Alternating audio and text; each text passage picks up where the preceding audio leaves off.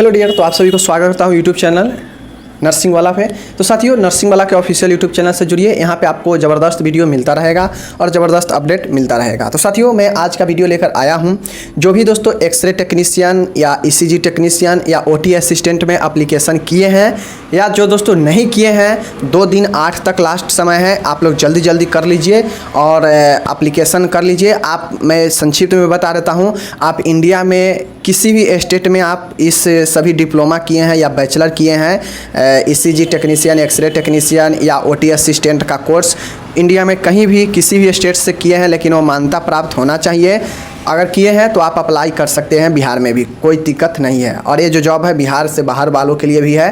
तो यहाँ पे नर्सिंग में होता था कि रजिस्ट्रेशन कराइए बिहार में वगैरह वगैरह, वैसा कोई झंझट नहीं है। आपको यहाँ पे सिर्फ और सिर्फ पूरे इंडिया में किसी भी कोना में आप डिग्री किए हैं तो वो मान्यता प्राप्त होना चाहिए संस्थान से, तो आप अप्लाई कर सकते हैं। 8 तक लास्ट डेट है, ज़रूर अप्लाई कीजिए। मैं यहाँ पे बताने आया हूँ कि कट ऑफ कैसे आपका तैयार किया जाएगा, मतलब आपका मेरिट लिस्ट जो बनेगा वो कैसे तैयार किया जाएगा। बहुत सारे लोग कंफ्यूज हैं, तो कंफ्यूज नहीं होना है। आपको यहाँ पे डिटेल में हम बताएंगे कि जो आपका मेरिट बनेगा वो कैसे बनेगा, कितने नंबर पर क्या क्या चीज़ें पे बनेगा।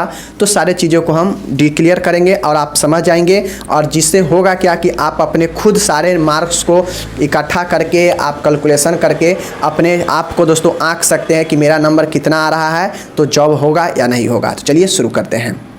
साथियों, सबसे पहले आप एक बात को यहाँ पे समझ लीजिए कि जो जॉब है साथियों, ये वाला जो जॉब निकला है एक्सरे टेक्नीशियन, ओटी असिस्टेंट और ईसीजी टेक्नीशियन, ये दोस्तों इसमें जो है एग्ज़ाम नहीं होगा, मतलब कोई रिटन एग्ज़ाम नहीं है। नो एग्ज़ाम है। इसका सिलेक्शन दोस्तों कैसे होगा? इसका सिलेक्शन जो है दोस्तों, इसका सिलेक्शन नो एग्ज़ाम है, बिना एग्ज़ाम का होगा। अब कैसे होगा? तो दोस्तों मेरिट लिस्ट होगा। इसका जो सिलेक्शन होगा ये होगा दोस्तों आपका मेरिट लिस्ट पर। मेरिट लिस्ट पे इसका क्या होगा? सिलेक्शन होता है। अब मेरिट लिस्ट होता क्या है? तो दोस्तों मेरिट लिस्ट जो होता है, ये मेरिट लिस्ट बेसिकली आपके एकेडमिक क्वालिफ़िकेशन पे दोस्तों निर्धारित होता है, एक्सपीरियंस पर निर्धारित होता है। ये सारे इस पे निर्धारित होता है और मेरिट बनता है। अब बात किया जाए दोस्तों, ये मेरिट लिस्ट बनेगा। ये मेरिट लिस्ट 100 नंबर का होगा। जैसे रिटन एग्ज़ाम में 100 नंबर का होता है ना, उसमें बहुत सारे एग्ज़ाम में देखते होइएगा 100 नंबर का होता है और पूछा जाता है क्वेश्चन। तो यहाँ पे 100 नंबर सरकार के तरफ से जो गाइडलाइन है, 100 नंबर दे दिया गया है नोटिफिकेशन में, और वो 100 नंबर के विभिन्न कैटेगरी में डिवाइड कर दिया गया है। इस 100 नंबर को दोस्तों जो है आपका जो है ये 12th पर इस 100 नंबर को आपका डिप्लोमा है या बैचलर है। आप जो डिग्री किए हैं ये वाला एक्सरे टेक्नीशियन या ईसीजी टेक्नीशियन या ओटी असिस्टेंट, तो ये डिप्लोमा है या ये बैचलर है, उसका नंबर जुड़ेगा। आपका हायर क्वालिफ़िकेशन दोस्तों, ये क्या है? Higher qualification. और एक नंबर आपका ये 100 में जो है वो है दोस्तों एक्सपीरियंस का दोस्तों जो है नंबर आपका जुड़ेगा। तो ये 4 टाइप में डिवाइड किया गया है सरकार के तरफ से। मतलब 12th के नंबर पर डिप्लोमा या बैचलर जो आप डिग्री किए हैं, जिसके लिए अप्लाई किए हैं, वो वाला नंबर। हायर क्वालिफ़िकेशन है उसके लिए भी नंबर मिलेगा, एक्सपीरियंस है उसके लिए भी नंबर मिलेगा। ये 4 टाइप से सरकार के द्वारा जो है 100 नंबर का रखा गया है। 12th में हाईएस्ट जो है वो 30 नंबर मिलेगा, 30 नंबर। डिप्लोमा या बैचलर है तो इसमें हाईएस्ट 25 नंबर मिलेगा।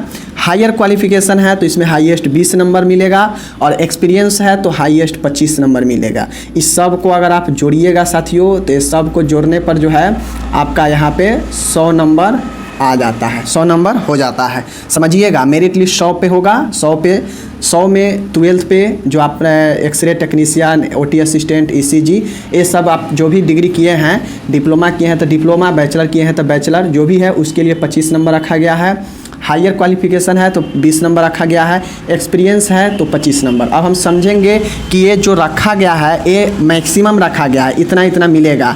तो मान गए 12th पर 30 नंबर कैसे मिलेगा? तो साथियों मान गए आप 12th में अपने जो परीक्षा दिया 12th का, उसमें 12th में आपका मान गए क्या कितना नंबर आ गया? ट्वेल्थ में आपका टोटल जो है वो 70% नंबर है। ट्वेल्थ में कितना है? 70% है। 70% नंबर है तो आपका जो दिया गया है नोटिफिकेशन में, तो आपके इस 70 में जो है 0.3 से क्या किया जाएगा? गुना किया जाएगा। 0.3 से मतलब मान के 70 हम लेके चल रहे हैं, लेकिन हो सकता है आपका 80% भी आया हो, 60% भी आया हो, 56% भी आया हो, 59% भी आया हो, 68% भी आया हो। आपका जो भी ट्वेल्थ में प्राप्त हुआ है परसेंटेज, उसमें आपको 0.3 से गुना करेगा। गुना करने के बाद जितना भी आ जाएगा वो आपका ट्वेल्थ का मार्क्स हो जाएगा। मतलब जैसे हम 70 लेकर चल रहे हैं, 70 में 0.3 से गुना करेंगे तो 7 3 21, मतलब 21% जो है, 21% नहीं, आपका ये जो 21 आ गया ये 30 में आ गया। जी हाँ दोस्तों, अब देखिए मैं आपको समझा देता हूँ कि ये 30 क्यों रखा गया है। अब देखिए, अगर कोई बच्चा अपने ट्वेल्थ में 100% नंबर प्राप्त करता है, 500 का एग्ज़ाम है तो पूरा 500 नंबर प्राप्त कर लिया है, तो 100% हो गया। इस 100% में उसके अगर 0.3 से गुना कीजिएगा तो कितना हो जाएगा? 30 नंबर हो जाएगा। और यही 30 नंबर यहाँ पे क्या किया गया है? रखा गया है। क्योंकि कोई भी चीज़ में दोस्तों मैक्सिमम क्या होता है? 100% ही होता है। तो मान के कोई बच्चा अगर 100% प्राप्त किया होगा तो उसको तो 100% प्राप्त किया होगा तो उसको तो नंबर मिलेगा, तो 0.3 से उसके 100% में गुना किया जाएगा तो ये 30 नंबर हो जाएगा। और यही दोस्तों क्या होगा? मैक्सिमम होगा। तो बात समझ गए? अब 100 से नीचे में ही ना किसी का नंबर होगा, तो किसी का नंबर 100 से नीचे में होगा तो 0.3 से गुना किया जाएगा तो उसका 30 के अंदर में ही आएगा। ये चीज़ें हो गया, आप समझ गए? तो यही है कि ट्वेल्थ में अगर 70% आपका टोटल नंबर है तो 0.3 से गुना करेगा तो 21 हो गया, ये आपका 30 में आ जाएगा। तो ये आपका ट्वेल्थ का हो गया 21 नंबर। अब दोस्तों अब बात करते हैं डिप्लोमा या बैचलर। अगर दोस्तों आप जो है डिप्लोमा या बैचलर, देखिए आप ये जो है डिप्लोमा या बैचलर किए हैं, जैसे मानते हैं आप कोई जो है एक्सरे टेक्नीशियन या ईसीजी या ओटी असिस्टेंट का डिप्लोमा ही किया होगा, कोई बैचलर किया होगा। बैचलर ज़्यादा दिन का होता है, डिप्लोमा कम दिन का होता है। तो अगर ये दोनों प्राप्त किए हैं तो इसमें आपका जितना परसेंट आया होगा, इस दोनों में आपको जितना भी परसेंट आया होगा, मान गए अगर आप डिप्लोमा किए हैं या बैचलर किए हैं तो अंत में लास्ट ईयर में तो आपका फाइनल रिजल्ट आया होगा। उस फाइनल रिजल्ट में अगर आपका मान गए यहाँ पे आपका 60% आया है, इस डिप्लोमा वाले या बैचलर वाले में जो डिग्री के लिए आप अप्लाई कर रहे हैं उसमें अगर 60% है तो इसमें जो है 0.25 से गुना किया जाएगा। ट्वेल्थ में आपका 0.3 से गुना होगा परसेंट में, जबकि आप जो डिग्री के लिए अप्लाई कर रहे हैं जो पोस्ट के लिए, उस पोस्ट में जो भी आप डिग्री कर रखे हैं तो जितना भी परसेंट आपका है उस परसेंट में आपको 0.25 से गुना किया जाएगा। अब दोस्तों 0.25 से गुना किया जाएगा तो मैं आपको बता देता हूँ, जैसे कोई अगर इस डिग्री में अगर 100% नंबर प्राप्त किया होगा, उसको 0.25 से गुना किया जाएगा तो उसको कितना हो जाएगा? 25 हो जाएगा। और यही 25 तो यहाँ पे सरकार दिया है कि आप अधिकतम 25 नंबर मिलेगा, क्योंकि अधिकतम 100% ही होता है। तो यही चीज़ें हैं। अब ये चीज़ें आप समझ गए। तो आपका जो अगर 60 नंबर है तो इतना नंबर मिलेगा। अब 25 छक्के कितना होता है दोस्तों? 25 छक होता है 150 दशमलव के होते हैं, यहाँ पर कर दीजिए। तो आपका नंबर कितना हो जाएगा? इसमें हो जाएगा 15 नंबर। अगर 60% है तो कितना हो जाएगा? 15 नंबर हो जाएगा। अगर आपका 70% है तो 21 नंबर हो जाएगा। इसी प्रकार से इसमें भी है, सेम डिफरेंस क्या है? डिफरेंस यही है कि आपका ट्वेल्थ में 0.3 से गुना होगा ट्वेल्थ के परसेंट में, और आपका जो डिग्री है, जो कोर्स है, जो पोस्ट के लिए अप्लाई कर रहे हैं, जैसे एक्सरे टेक्नीशियन हो गया या ईसीजी टेक्नीशियन या ओटी असिस्टेंट हो गया, तो इसमें आप डिप्लोमा हो या बैचलर हो, जितना टोटल आपका नंबर आया है परसेंट में, उस परसेंट में 0.25 से गुना करेगा और जितना आ जाएगा वो आपका हो जाएगा मार्क्स। तो अब मान के 60% आपका है इस डिग्री में, 0.25 से गुना किए तो 15 हो गया, इसमें 21 हो गया। तो ये तो हो गया बेसिक, जो कि सबके पास होगा तभी वो अप्लाई करेगा, क्योंकि ये भी डिप्लोमा या बैचलर होगा और ट्वेल्थ पास होगा तभी तो अप्लाई करेगा इस पोस्ट सब के लिए। तो इतना तो सबको लगभग दोस्तों जो है 2 पोस्ट 2 बार मिलेगा ही। अब बात आता है, ये हो गया फर्स्ट, ये हो गया सेकेंड।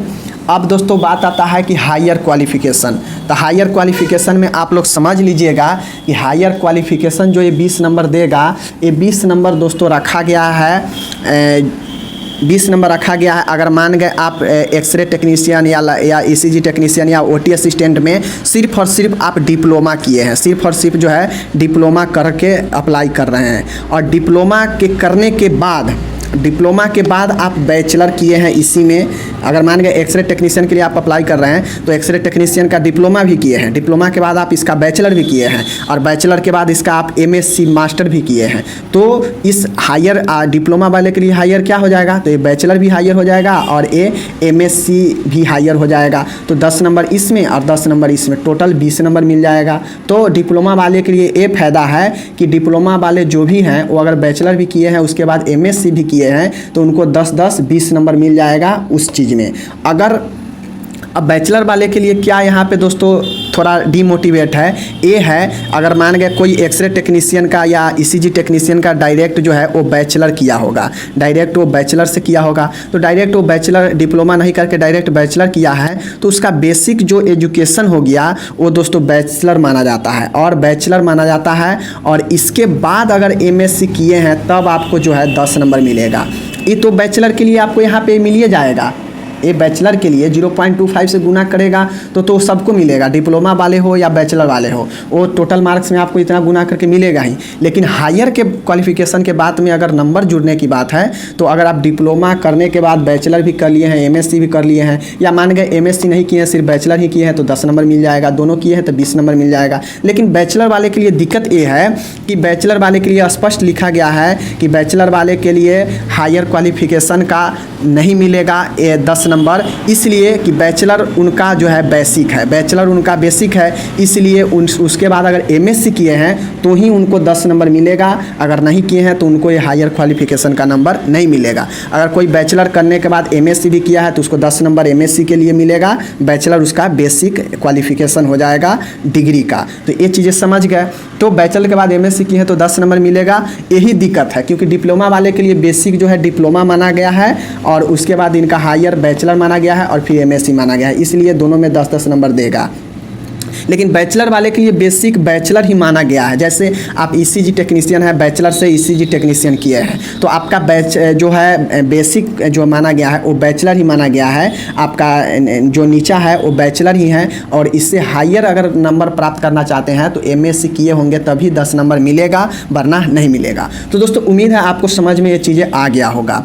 तो ये तो हो गया दोस्तों, अगर दोनों किए हैं तो 20 नंबर मिल जाएगा, एक किए हैं तो 10 नंबर मिलेगा, ये चीज़ें हैं। हो गया हायर में अगर दोनों हैं तो 10 नंबर, एक है तो दोनों है तो 20 नंबर, एक किए हैं हायर तो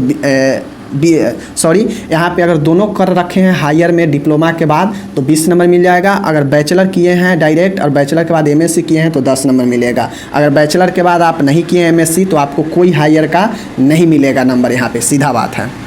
ये हो गया। अब चौथा यहाँ पे दोस्तों जो रखा गया है, चौथा क्या रखा गया है, एक्सपीरियंस। तो एक्सपीरियंस का दोस्तों बहुत आसान फंडा है। एक्सपीरियंस का बहुत आसान फंडा इसलिए है कि अगर एक्सपीरियंस आपका जो है 1 साल में 5 नंबर मिलता है, अधिकतम दोस्तों जो है 5 साल का कहा गया है तो 1 साल का 5 नंबर मिलेगा, अधिकतम 5 साल का मांग रहा है तो 5 गुने 5 हो जाता है 25 नंबर। जी हाँ दोस्तों, अगर आप किसी भी सरकारी जो बिहार के सरकारी अस्पताल में, बिहार सरकार के किसी सरकारी अस्पताल में संविदा पर अगर आप मान गए 5 साल के अंदर में 2 साल 3 साल 4 साल अधिकतम 5 साल तक अगर संविदा के रूप में काम किए हैं, चाहे वो OT असिस्टेंट हो, चाहे एक्सरे टेक्नीशियन हो, चाहे ECG टेक्नीशियन हो, 1 साल से लेके 5 साल तक अगर काम किए हैं, 1 साल किए हैं तो 5 नंबर, 2 साल किए हैं 10 नंबर, 3 साल किए हैं 15 नंबर, इसी प्रकार से आपका ये अधिकतम 5 साल तक का जो है एक्सपीरियंस देगा। तो ये अधिकतम जो है 25 नंबर है। अब ये टोटल मिला के दोस्तों जो है आपका जो है 100 नंबर पुर जाता है। अब इसमें आपको जितना आ जाए, मानिए हम एक आंकड़ा बताते हैं आपको, आपका 12th में 70% है तो 0.3 से गुना होगा 21 नंबर आएगा, तो 21 नंबर आ जाएगा। उसके बाद मान गए डिप्लोमा जो अभी आप एक्सरे टेक्नीशियन हो, ECG हो या OT असिस्टेंट हो, आप बैचलर किए हैं या डिप्लोमा किए हैं तो अगर आपका उसमें 60% नंबर आया है तो कितना हो गया, 15 नंबर, ये हो गया। अब मान गए कोई अगर स्टूडेंट है, कोई अगर कैंडिडेट है, वो अगर डिप्लोमा करने के बाद बैचलर भी कर रखा है उसमें और उसमें MSc भी कर रखा है तो उसको 20 नंबर जुड़ जाएगा। उसको 20 नंबर जुड़ जाएगा, क्योंकि उसका बेसिक डिप्लोमा हुआ और इससे हायर बैचलर भी हो गया, एमएससी हो गया, इसलिए दोनों के लिए 20 नंबर जुड़ जाएगा। अगर कोई कैंडिडेट है वो डायरेक्टली मान गए ईसीजी टेक्नीशियन का बैचलर से स्टार्ट किया है, बैचलर किया है, बैचलर करने के बाद वो एमएससी कर रखा है, तो उसका सिर्फ और सिर्फ क्या होगा 10 नंबर जुटेगा, उसका सिर्फ और सिर्फ 10 नंबर जुटेगा। अगर बैचलर के बाद वो एमएससी नहीं किया, सीधा बैचलर ही किया है, तो उसको ये 10 नंबर भी नहीं जुटेगा। तो ये बातें हैं, ये चीज़ें समझ गए।